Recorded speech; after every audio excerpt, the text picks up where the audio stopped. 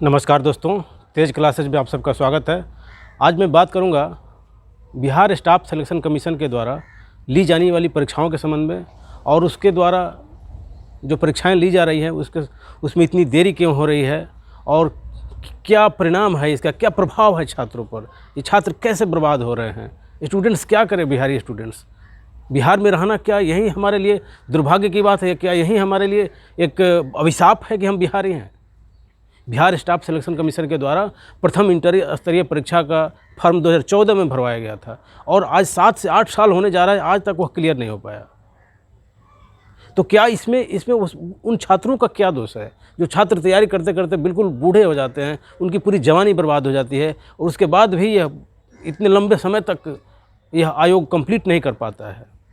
और दूसरी बात, कितना दुर्भाग्यपूर्ण है, इस प्रकार के वीडियो बहुत ही सोशल मीडिया पर डायरेक्ट वायरल हुए थे कि किस प्रकार से वैसे छात्र जो काफ़ी मेहनत करने के बाद, दिन रात इकट्ठा करने के बाद, इतना मेहनत करने के बाद वो टाइपिंग टेस्ट तक पहुंचे थे, पीटी और मेंस को क्वालिफाई करके, और वहां पे जाने के बाद पता चला उनको कि जो उनको टाइपिंग की मशीन दी गई है उसी में कमी है, उसी में खामी है, उसका बटन ठीक से काम नहीं कर रहा है। आप बताइए कितना ये दुर्भाग्यपूर्ण होने के साथ साथ कितना यह पीड़ादायक और अन्यायपूर्ण है।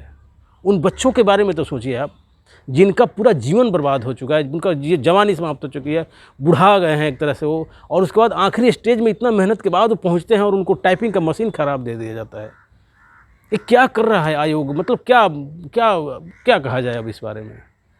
इस प्रकार का जो सिचुएशन पैदा हो रहा है अपने बिहार में, मतलब आप समझिए कि एक तो आयोग के पास किसी प्रकार का कैलेंडर ईयर नहीं है और बार बार जो उन पर आरोप लगता है कि धांधली का, तो इसको भी फेयर तरीके से करने के लिए आपको कदम उठाना पड़ेगा ना।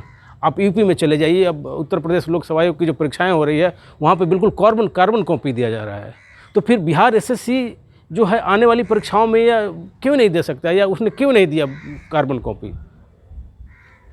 कॉपी तो दिया जाना चाहिए। तो मतलब अच्छा, दूसरी बात, मैं बीएसएससी सीजीएल 3 पर भी बात ज़रूर करना चाहूँगा।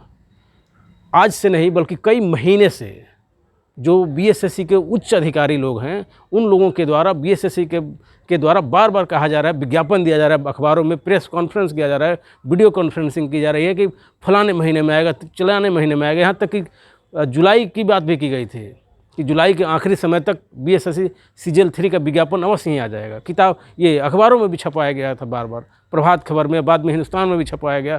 तो माना जाने लगा कि अब विज्ञापन आएगा। बच्चे क्या करें, कहाँ जाएं? आप इस तरह से क्यों कर रहे हैं? मतलब इस प्रकार के आयोग के रहने का औचित्य क्या है? ये बिहारी लोगों के टैक्स से ही तो ये आयोग चलता है। चाहे आयोग के कोई भी पदाधिकारी हों, वो बिहार के नागरिकों से, बिहार के लोकतंत्र से तो बड़े नहीं हैं, बिहार के संविधान से तो बड़े नहीं हैं। तो इस प्रकार के आयोग को बंद कर दिया जाना चाहिए, बिल्कुल ही बंद किया जाना चाहिए।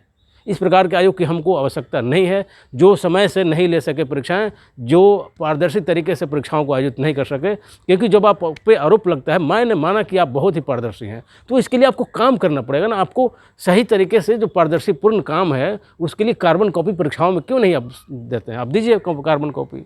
साथ में कैलेंडर ईयर जारी कीजिए। कैलेंडर ईयर होना चाहिए कि प्रत्येक वर्ष फलाने तिथि को परीक्षा ली जाएगी, फलाने तिथि को फॉर्म भरा जाएगा, फलाने तिथि को रिजल्ट आएगा और इसके ज्वाइनिंग बच्चों को फलाने समय में करा दी जाएगी। अगर इन सब चीज़ों का फॉलो नहीं किया जाता है, ससमय अगर कामों को पूरा नहीं किया जाता है, तो बजाबता सरकार के द्वारा कार्रवाई होनी चाहिए, पूछा जाना चाहिए उन पदाधिकारियों से और बीएसएससी के जो जिम्मेवार लोग हैं उनसे कि ऐसा क्यों नहीं हो रहा है, तब जाकर के काम बनेगा। और हाँ, एक चीज़ और, इसका रीज़न क्या है? तो जो छात्र हैं, बिहारी छात्र, इसका सबसे बड़ा रीज़न बिहारी छात्र खुद हैं, हम लोग खुद हैं। ऐसा इसलिए मैं कह रहा हूँ कि हम लोग जागरूक नहीं हैं, हम लोग पूछते नहीं हैं। हम लोग संवैधानिक तरीके से पूछना चाहिए सरकार से और ये बीएसएससी से कि भाई आप ऐसा क्यों नहीं कर रहे हैं, और सीजीएल 3 का विज्ञापन कब आएगा। और अगर विज्ञापन सीजीएल 3 का नहीं आता है तो इसके लिए भी एक कैंपेन चलाना पड़ेगा। मैंने माना कि कोरोना का समय है, इस समय किसी को भी बाहर नहीं निकलना चाहिए और बाहर रोड पर जाकर धरना प्रदर्शन, आंदोलन, ये सब बिल्कुल अनुचित है। परंतु हम ट्विटर कैंपेन तो चला सकते हैं।